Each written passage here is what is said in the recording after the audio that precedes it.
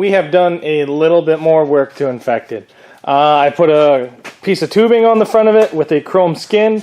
I seen a comment on my YouTube channel or on Zach's Workshop Facebook page asking me how I put skin on a piece of tube, and basically I weld a piece of tube to the front of the car and then I just cut the skin till it fits. It's a pretty easy process. It takes a little bit of time. This is actually, believe it or not, only about the third one I've done like this. It doesn't look the best, but it does the job. The reason why I did this is the rules say if I don't have a skin, I can only come 4 inches past frame. If I do have a skin, I can go to the middle of the outside tire. So that's why I did that. This skin is not a very good bumper. I believe this is off a 93 or 95 GMC Safari van. So it's just a piece of skin that was readily available. We have the motor running good. We do not have headers on it. Basically, all I've done to this is a little bit of fine-tuning. Basically made the motor run good. I got a gas tank in it again. I don't even have it strapped down. I put some air in the back tires. I tightened down the threaded rods. I should trim them a bit. Again, air in the tires. But the main thing is I got the car running good. I got a bumper back onto it. I put a new strut into it because this one was bent. Still got to put an upper motor mount into it, but I do have my front motor mount in it now. Other than that, this car is pretty much ready to go. With this bumper, I'm pretty much limited to Thrill Show and maybe Impact Pro Mod, but I don't know if Impact's got any shows around me. So Infected is running again. Everything's going good. The back end is beautiful, to be honest. It's up out of the way of the quarter panels. I don't remember if I did that or if that's how it did it at the Derby. Did I cut? Maybe I did it. I'm not sure. But back end's coming in perfectly. You can see the bumper coming up nice and high. Trunk is still down, so it's way out of my way. I probably folded those up, I would think. This right here is just a piece of plastic. But Infected is ready to be driven out, put into storage, and waiting for the Derby.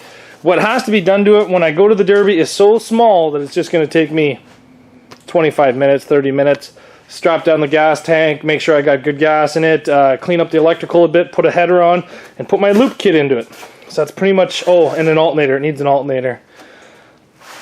So it's pretty much ready to put into another demolition derby, and I'm pretty happy about that. We got quite a bit more projects coming. So before this one gets derbied, I'm not even sure when this is going to get derbied, but there's a couple other cars that I have to do. I'm going to show them to you guys right now because I know you guys want to see what I'm working on. I'm trying to keep you guys informed as best as I can. You guys keep telling me that you want me to do trucks. So I got a truck, but unfortunately I'm not going to be driving this. This is a pre-ran truck. My buddy Mike Glanfield ran this, but if you guys watch some of my older videos, this is actually my truck. He told me he wanted to run trucks, and I had a truck. So I said, you know what, take it, derby it, scrap it, give me the money.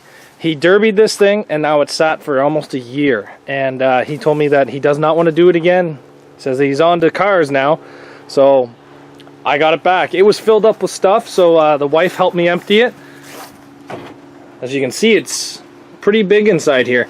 Here's my plan. I'm going to put a cable shifter in it to get rid of the push and pull system. The push and pull system is not a bad system, but my wife's going to be driving this, and she might have a hard time trying to find the gears. So just put a Camry push-pull system, and hopefully it'll work out.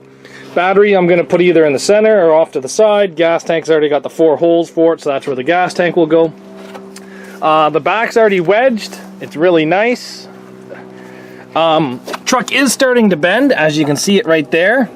So my plan is to put some clamps on the leaf springs and chain the leaf springs up to the rear axle up to the frame here, just in an effort to try to get it to be a little bit better in the back because it is starting to bend. These tires, we're going to lose these big 16s, and I'm going to put smaller 16s on the back. And now it does have a broken brake line, and I am going to basically do a rear brake delete kit, so it's only got front brakes. It does have an aluminum drive shaft. I'm not going to change it to a steel drive shaft because I don't have one, and I'm not going to. Front tires, I'm going to put skinnier 16s on it that are still about this tall, maybe a little bit smaller, maybe some old bias ply 16s. just to keep the height, but also make it so that they're tucked in a bit more. I'm going to leave the bumper because this will pass the rules of the show that this thing's running at. But I am going to even leave this because that will pass the rules as well. I could have ran stock bumper, but it was gone. This is how I actually got the truck. That is just a Honda Civic bumper. Maybe I might put a skin over it. I don't know. It isn't really going to do much more than that. See what I can find put onto it. But this does have a 5.3 in it, and it is a four-wheel drive factory. So we will be leaving, the front shaft's already been removed. We'll leave it out. I'm not sure if it's going to get a cage or not. The previous owner of this car actually did a great job moving all the electrical. It is a stock harness that he has actually gone through and kind of picked and nicked at it to make it as clean as it is. I will give him credit. He did a great job on that harness. Other than that, maybe I might put 15s on the back. I'm not sure if I take all the brakes off. I got 15-inch rims. I got the old Nissan Pathfinders and the Toyota four-wheel drive rims. I just want to get that back end down a bit. It causes a lot of damage to other vehicles, but the problem is it's so high. I'm a little nervous about it, and the tires are such a big target, so I'm going to try to put smaller tires to bring the back end down to make it more of a weapon. But we'll tie the doors shut again and everything. It's just going to be a stock class truck, so hopefully this is good. And I got to tell you guys the other thing I got back. Ooh, what is this? Do you guys remember this? A lot of you guys were upset when I told you I rented this thing out. It's the Fusion. The Fusion is back. It did a derby in Caledon. I thought it did pretty good. I think it took 5th or 6th overall. It also did the figure 8. No big surprise what happened to it. It got a nasty passenger side axle shot and it snapped a spindle. And it kind of folded over and it would go back in and out and it would keep moving again, but it's the same problem that Hondas have. So the axle's garbage and the spindle is snapped clean in half. So I have got something for this though. I've got a plan. I've got a plan. I don't know if it's going to work, but it's worth it to try. Overall, this car really did not bend that bad. It bent at my dimples. The floor is good right up to my dimples in the back. Yes, the frame's got to be pushed up a bit right here. I'll probably cut the rear bumper off because it's not really doing too much because it's already ripped off that side. So cut the rear bumper off, put a jack underneath it, get it up, push the trunk lid down. Did I put plates on the bottom side?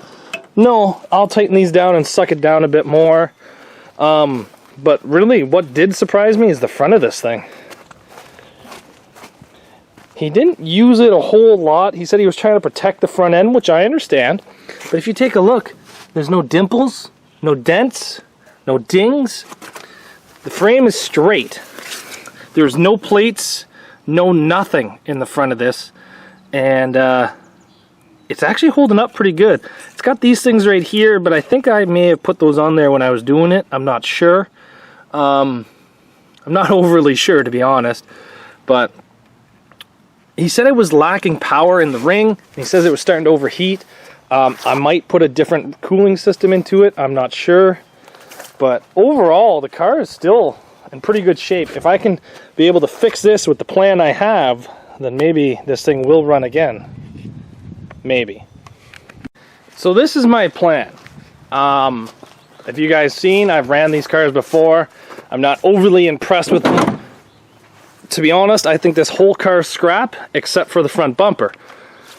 But, this car, which is a Mazda 3, and that Ford Fusion, have the same motor. Which means the axles should be the same, would they not?